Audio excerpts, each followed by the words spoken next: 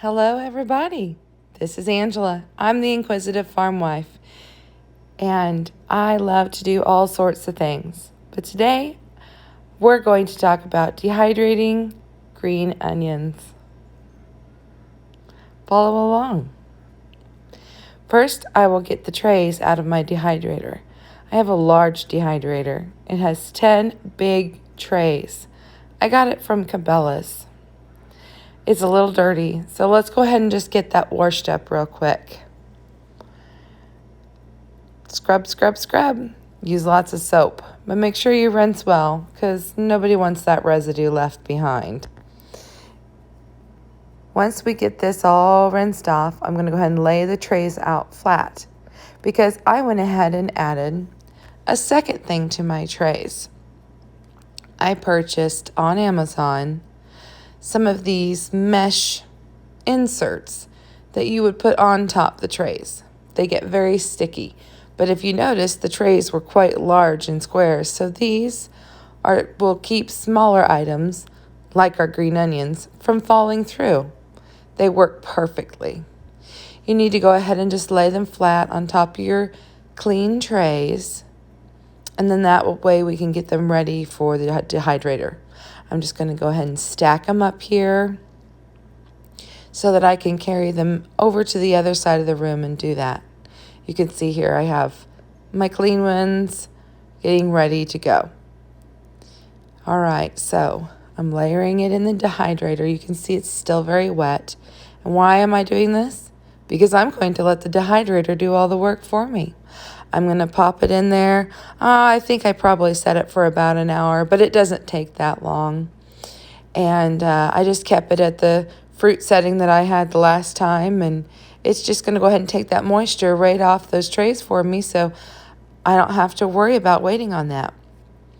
So the green onions, I just haven't had time to grow my own, and I had the opportunity to get a large bundle here at a good deal, and so I decided to go ahead and do it. I'm going to go ahead and start gathering up the items that I need. You're going to need a cutting board, knife, and a couple of bowls. I'm going to go ahead and just lay everything out and get it ready to go. Get my onions into the sink, into a strainer, and then we want to go ahead and start rinsing those off and get them ready for chopping. So nice cool water, and we'll just spray them off just real quick. But I don't want them to be wet, so we're going to go ahead and lay them on a towel. I prefer to use the flour sack towels. It just seems they absorb things so much better. And we're just going to kind of pat it dry, and then we're going to start rolling it up so that we can kind of squeeze out that last bit of moisture. Don't squeeze too hard though, but you can see in the towel how much of that excess water that it did pick up. Then we're going to go through and we're going to just check each piece over. We're going to pull off any of the bad parts. A lot of times that extra outside layer just needs to be pulled right off. Next, I'm going to go ahead and just take the roots off of the green onions, and that way I can go ahead and just line everything up nice and neat so that when I go to start chopping, it's just so much easier for me. And here, you'll be able to see what the onion looks like as a whole chopped from the whites all the way to the green tips. And I decided that I want to go ahead and maybe separate those a little bit. That way I can have, for different recipes, more of a chive and more of a shallot. It's all still going to be a green onion, but it'll just maybe make a little more versatility for me. So I've got 2 separate bowls here I'm sticking everything in, and oops, looks like we missed some bad spots. So make sure you have the time to pick through those too, and have your scrap paw ready so you can put all those odds and ends off to the side or in a bowl so that they're out of the way here. So that now here I've got all my chopping done, and you look how beautiful and bright and green that is. Isn't that lovely? Okay, let's go to the dehydrator. Hey, looky there. The trays are completely dry. So let's go ahead and just spread everything out nice and evenly. My tip to you is to put 4 huge handfuls out, then decide to go ahead and spread everything out. It just makes it a little bit easier. And you can see I went ahead and separated still on the trays. Get a dehydrating book, and it is wonderful to have something to look back upon.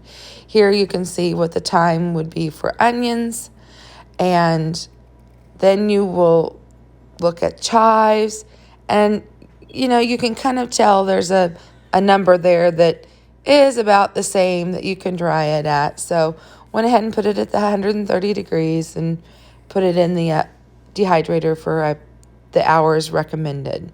And while that was happening, there's always dishes, so went ahead and cleaned that up. And here they are, all dry. Don't they look amazing? We did this. Isn't this great? So jars are in great shortage. So I had a 5-bean salad. I just saved that jar. Get out my canning funnel. It'll make it so much easier. Put it inside my jar. And then I can take the trays and take my mats and kind of start scooting everything from the outside in. You can see here I'm starting to get a line there. And then I'm going to bring the other side in so that I can take and pick up the entire mat. See how I have it all funneled here in the middle? This works really good so that we don't have to mess with all little pieces. Because look, I'm just going to funnel this right down into the jar. So I don't have to have another container or anything, and it just makes it so much easier. And you can just kind of tap, tap, tap, shake, shake, shake, and it'll all fall out. Oh, you might lose a piece or two, but it's great. So then you just want to go ahead and just repeat that process till your jar is nice and full. So look, this is the onion greens or the tops, and so I did the same for the others, and I went ahead and kept the jars separated.